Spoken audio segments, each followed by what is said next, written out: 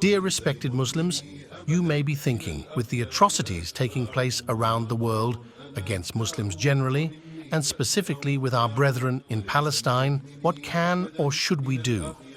With the announcement of the general election that will take place in the coming days, you may have heard some say, this is your chance to make a change. This will send a message to the mainstream parties if you vote for independent candidates. By not voting, you have indirectly voted, the less of the two evils. Or you may have heard other sincerely sugar-coated, poisonous sound bites. Whatever reasons or excuses may be, you as a Muslim should pause and ask, does my Lord Allah Almighty allow me to partake in choosing a candidate to run as my MP and represent me in Parliament?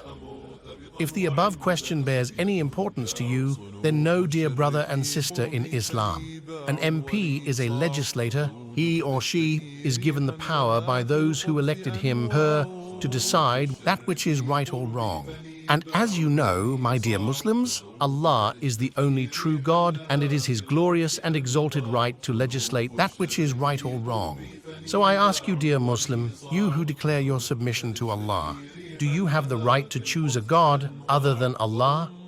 Do you have the right to give Allah's authority to an MP? What greater evil is there than shirk?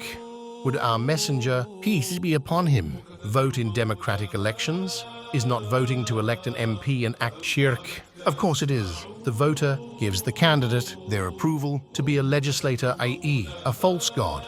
In the Quran it is stated, and He, Allah, makes none to share in His judgment and His rule. Chapter 18, verse 26, the Quran also says, or have they partners with Allah who have permitted for them a deen, law, way of life or religion which Allah has not allowed. Chapter 42, verse 21, dear Muslim, the atrocities around the world are bad, but no amount of killing or suffering compares to committing shirk with Allah. In fact, Allah said in the Quran, the fitna, the tribulation of shirk, is worse than killing. Chapter 2, verse 27.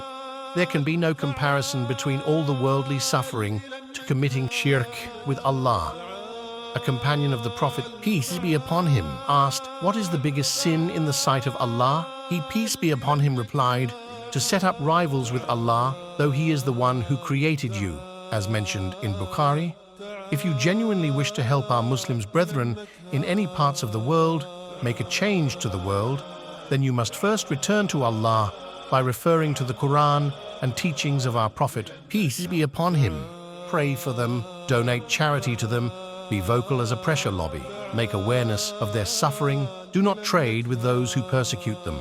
Work for the establishment of a state that governs by Islam, a government that will prioritize in the liberation of Muslims based upon divine methods. Whatever you do, don't vote thinking you're helping the oppressed, when in fact you are harming yourself both in this world and the hereafter, because democratic voting is the real oppression. May Allah bless you and me to benefit from this humble clarification on voting, save us in this world and the hereafter. Do not vote, do not commit shirk with Allah. Assalamu alaikum